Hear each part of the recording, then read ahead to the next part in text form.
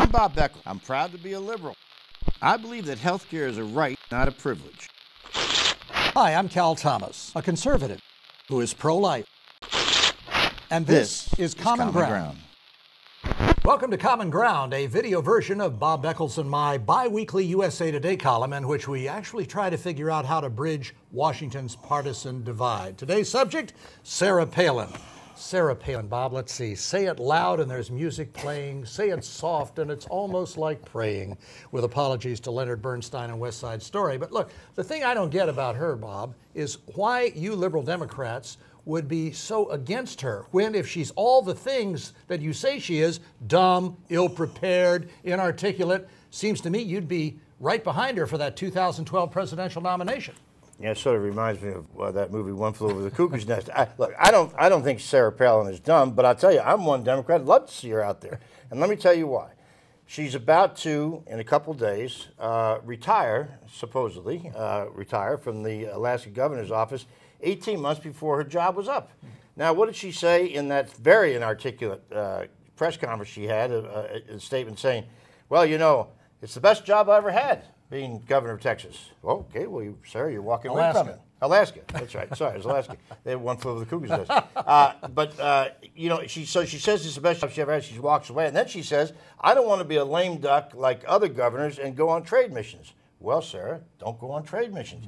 But as far as somebody out front for the Republican Party, being a partisan about it, I'd like to see Sarah Palin. Well, Bob, look, I think she's been treated horribly. And I would say, just as Geraldine Ferraro was treated horribly, you know something about that since you ran the Mondale Ferraro campaign in 1984, but it just seems to me there's a double standard for women here. Liberal women and liberal men have no problem dumping all over a conservative Republican woman. But then when somebody criticizes, even on legitimate grounds, a liberal Democratic woman, it's always sexism. Doesn't sexism apply whether it's a conservative or a liberal woman? I want to thank you for getting the Mondale campaign into I try that to discussion. remind people of that. Yeah, we lost 49 states, and I managed that, the largest loss in history of American politics. And now I'm on TV as a political expert. It's a great country. It is. Look, Jerry Ferraro went through this problem, as you know, when we nominated her back in '84, first vice presidential nominee woman for a major party ticket. All the questions were about her husband and what his business were and his taxes and the rest of it.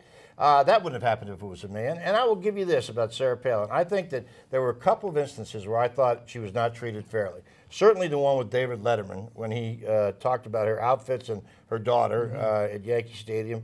And the other one was, I think, when remember Todd Palin, her husband, was a member briefly of the Independence Party in Alaska, which has called for a referendum on whether Alaska should secede from the Union. And she was tarred with that. I mean, just because her husband did it didn't mean she was going to do it. And I thought that was a bad break. But look, we have to accept the fact that there is a dual standard.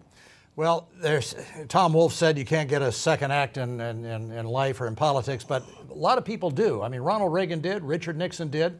I think what Sarah Palin needs to do, and she's going to make a speech on August 9th at the Reagan Library, which will be really interesting. I think she needs to stay off television for a while. I think she needs to go into some kind of deep study program where she is then perceived, and actually does, have a knowledge of the world, what is going on, maybe some famous court cases that she can analyze, and read some newspapers.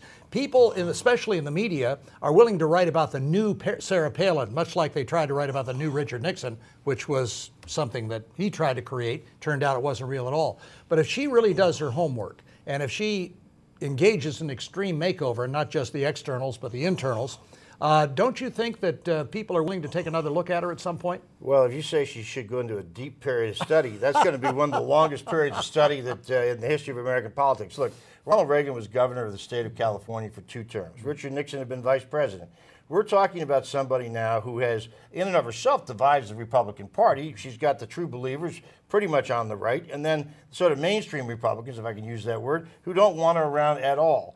I think, though, having said that she is going to get out in 2012 and run, and for 2 reasons. One, I think she got a sense of what it was like to be on the big stage in 2008, and she liked it. She's got a base of followers. She can make money now being out of office. And beyond that, I don't think she's got much of a career after 2012. People forget easily in this country.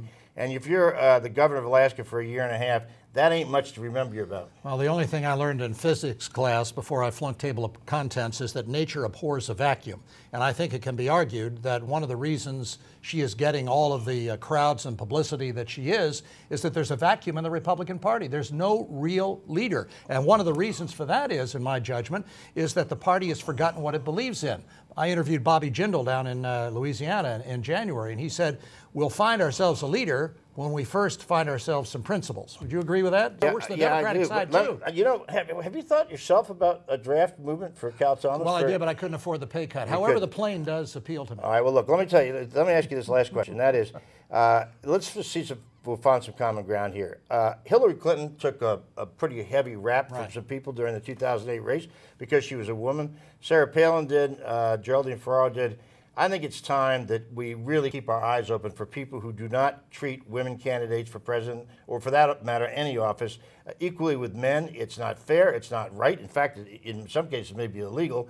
And I think they ought to have a fair standing between them and any man. And let's give them a shot at winning the race on their own merits and not on their gender. Well, I would agree with that, Bob. And I think, to paraphrase Dr. King, as you've just said and indicated, let's judge them by the content of their character and their ideas, and in this case, not by their gender. I'm with you. A great man. Hey, check out our column in the paper and on USA Today's opinion blog at usatoday.com. Thanks for tuning in, and come back again for the next installment of Common Ground.